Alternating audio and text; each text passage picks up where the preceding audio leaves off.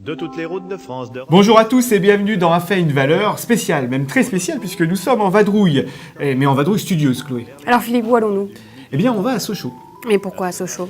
Eh bien, on va à Sochaux parce que c'est le berceau de l'industriel français Peugeot. Ah, mais pour moi, Sochaux, c'est le foot? Mais oui, mais peu de gens le savent, mais Peugeot a beaucoup œuvré pour le football. C'est grâce à Peugeot que le sport s'est professionnalisé. En 1928, Jean-Pierre Peugeot a voulu créer un club de haut niveau, un peu sur le modèle de Fiat, de Bayer, de Philips. Et c'est ainsi que pour la première fois en France, des joueurs ont été payés. Le FC Sochaux Club est le premier club de professionnels en France. À la fois, Chloé, je sais que le foot ne vous intéresse pas, pour vous, c'est zéro. Ah oui, tout à fait. Pour moi, le foot, c'est vraiment zéro. Mais à ce propos, une colle, Philippe. Savez-vous pourquoi toutes les Peugeot ont un zéro central dans leur nomination? Alors, je sais pas, mais c'est vrai qu'il y a un zéro au milieu à chaque fois, la 203, la 306, la 407, enfin, il y en a beaucoup de modèles. En 1929, en fait, Peugeot a lancé la 6 chevaux, qui était baptisée alors la 201. Et à la suite de cette toute première appellation, les dirigeants ont décidé de nommer tous les modèles du groupe avec un zéro central. La nomenclature est alors brevetée et aucune autre marque n'a le droit d'utiliser cette appellation.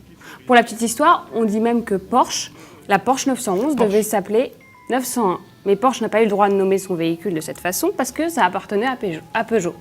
Et c'est pour cette raison que la Porsche 911 ne s'est pas appelée 901. Ça, c'est drôle. Mais Peugeot, ce n'est pas qu'une équipe de foot, ce n'est pas que des voitures. La famille était un peu des touche-à-tout, en quête des dernières innovations. Et oui, il faut dire que Peugeot a fait un long chemin depuis les tout premiers moulins à café en 1840. Le groupe se concentre ensuite sur les bicyclettes, puis sur les moteurs à essence, jusqu'à accéder à la cote officielle de la Bourse de Paris en 1929. Et au fur et à mesure de son développement, le groupe accroît sa présence sur les marchés financiers grâce à l'action Peugeot. Mais il ne faut pas confondre avec PGO, les amis.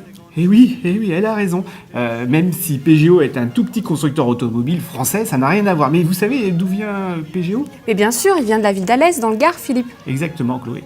Peugeot et Peugeot n'ont donc rien à voir, même s'ils ont un petit peu travaillé ensemble. Peugeot sont simplement les initiales des frères Prévost, Gilles et Olivier. Par contre, à la bourse, dans la sphère Peugeot, il existe d'autres entités comme FFP, la holding de la famille Peugeot qui est cotée, tout comme Faurecia, l'équipementier automobile qui appartient aussi à Peugeot.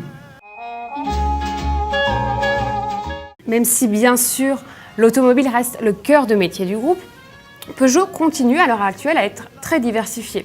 Il reste fidèle à ses premiers amours, les moulins à café, et développe plein d'autres moulins au sein de Peugeot Saveur. De même, tout ce qui est cycle, avec les vélos et les scooters. Et puis Peugeot propose même maintenant des produits d'épargne via sa banque, PSA Bank. Exact. D'ailleurs, les produits d'épargne proposés sont destinés à financer les crédits aux particuliers qui achètent des voitures, des véhicules. Allez, ça suffit, nous sommes arrivés à Sochaux.